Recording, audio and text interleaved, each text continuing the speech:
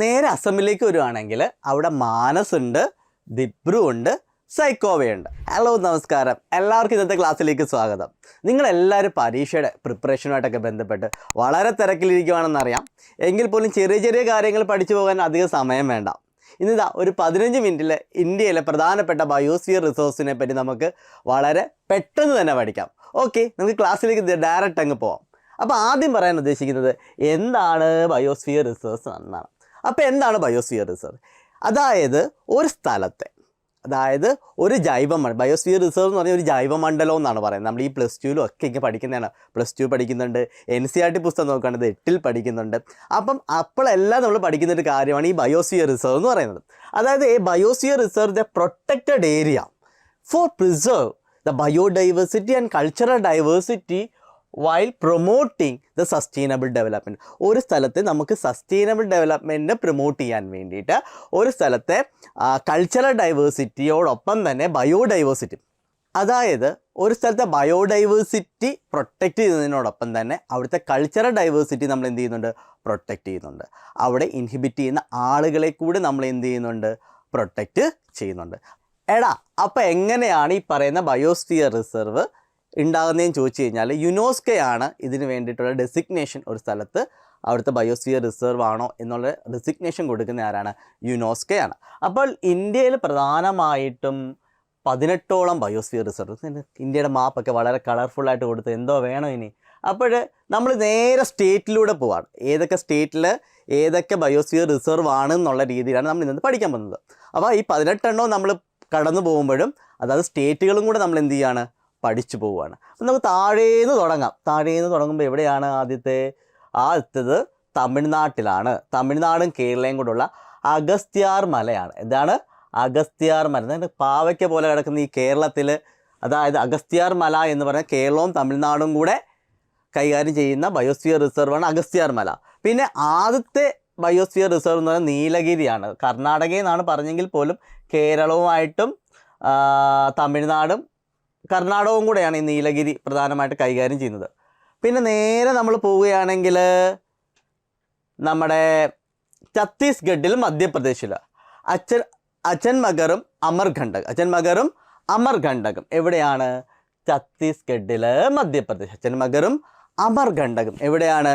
അത് ഛത്തീസ്ഗഡ്. താഴേന്ന് വന്നപ്പോൾ എവിടെയാണ്?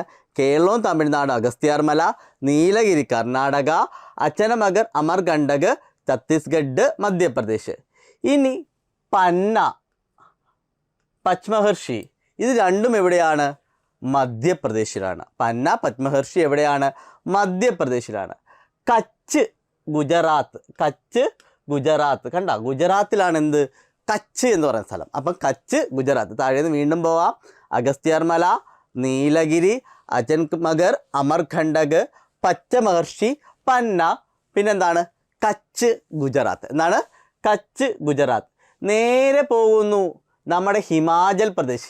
ഹിമം എന്ന് പറയുന്നത് നമുക്കറിയാമല്ലോ. ഇതിലേക്ക് മലയാളം കൂടെ പഠിപ്പിക്കേണ്ട ആവശ്യമില്ല. തണുപ്പാണ് അല്ലേ? Cold desert. അപ്പോൾ കോൾഡ് ഡെസേർട്ട് എന്ന് പറയുന്നത് ഹിമാചൽ പ്രദേശാണ്. Cold desert, Himachal Pradesh. ഉത്തരാഖണ്ഡിൽ നന്ദാദേവി.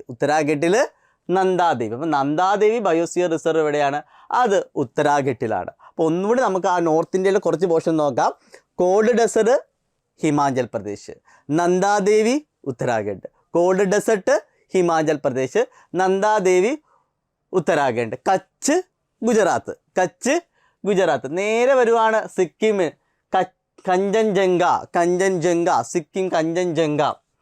നേരെ അസമിലേക്ക് വരുവാണെങ്കിൽ അവിടെ മാനസുണ്ട്, ദിബ്രു ഉണ്ട്, സൈക്കോവയുണ്ട്. അതിലൊക്കെയുണ്ട് മാനസ്, ദിബ്രു, സൈക്കോവ. എവിടെയാണ്? അസമിലാണ്. അസമിലാണ് എന്ത്?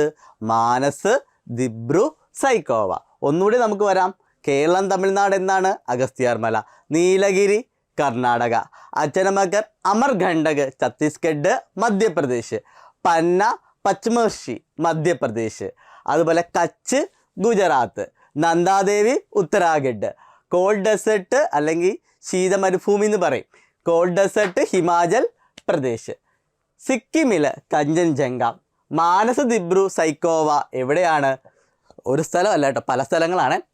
മാനസ്, ദിബ്രു, സൈക്കോവ അതെവിടെയാണ്? അസമിലാണ്. ദെഹാങ് ദെബാങ്. ഇന്ന് സിനിമ പേരൊക്കെ കേൾക്കുന്ന പോലെ അല്ലേ, ഹിന്ദി പടമൊക്കെ കേൾക്കുന്നത് ദിഹാങ് എന്നത് പഴയ സിനിമ പേരൊക്കെ കേൾക്കുന്ന പോലെ. ഇത് അങ്ങനെയൊന്നുമല്ല. ദെഹാങ് ദെബാങ് എവിടെയാണ്? അരുണാചൽ പ്രദേശിലാണ്. ദെഹാങ് ദെബാങ് എവിടെയാണ്? അരുണാചൽ പ്രദേശിലാണ്.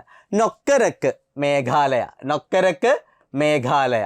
സുന്ദർബൻസ് വെസ്റ്റ് ബംഗാൾ. സുന്ദർബൻസ് വെസ്റ്റ് ബംഗാൾ. വീണ്ടും ഒന്നുകൂടെ വരാം. മാനസദിപ്രു സൈക്കോവ അസം, ദെഹാംബെദാങ് അരുണാചൽ പ്രദേശ്, നൊക്കരക്ക് മേഘാലയ, സുന്ദർബൻസ് വെസ്റ്റ് ബംഗാൾ, സിംലിപ്പാൽ ഒഡീഷ. എന്താണ്?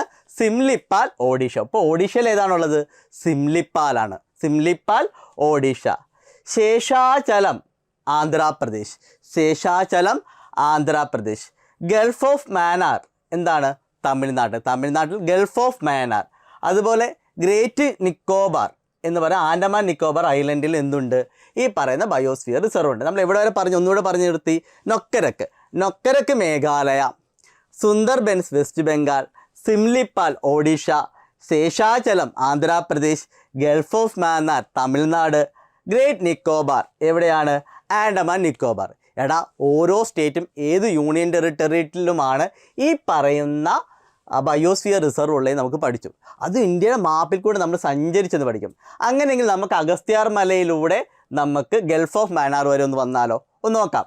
കേരളത്തിൽ അഗസ്ത്യാർ മല, രണ്ടാമത് കർണാടകയിൽ നീലഗിരി, നേരെ ഇങ്ങോട്ട് വരുമ്പോൾ ഇവിടെങ്ങും വേറെ ഇല്ല. പച്ചമഹർഷി മധ്യപ്രദേശ്, അതുപോലെ ഗുജറാത്തിൽ കച്ച്, നന്ദാദേവി ഉത്തരാഖണ്ഡിൽ, ഹിമാചൽ പ്രദേശ് കോൾഡ് ഡെസേർട്ട്, കഞ്ചൻജംഗ സിക്കിമിൽ, മാനസദിബ്രു സൈക്കോവ അസമിൽ, ദെഹാംബെദാങ് അരുണാചൽ പ്രദേശ്, നൊക്കരക്ക് മേഘാലയയിൽ, സുന്ദർബൻസ് വെസ്റ്റ് ബംഗാളിൽ, സിംലിപ്പാൽ ഒഡീഷയിൽ, ശേഷാചലം ആന്ധ്രാപ്രദേശിൽ, ഗൾഫ് ഓഫ് മാന്നാർ തമിഴ്നാട്ടിൽ, അതുപോലെ അച്ചനമഗറും അമർഖണ്ഡകും ഛത്തീസ്ഗഡിലും മധ്യപ്രദേശിലും, ഗ്രേറ്റ് നിക്കോബാർ ആൻഡമാൻ നിക്കോബാർ ഐലൻഡിലും.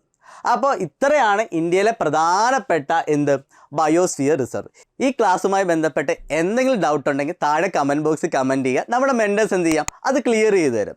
ഇനി നമ്മുടെ കോഴ്സിനെ പറ്റി കൂടുതലായിട്ട് ഡീറ്റെയിൽസ് എന്തെങ്കിലും അറിയണമെങ്കിൽ ഈ നമ്പറിൽ എന്ത് ചെയ്യുക? കോൺടാക്റ്റ് ചെയ്യുക. Okay, bye bye.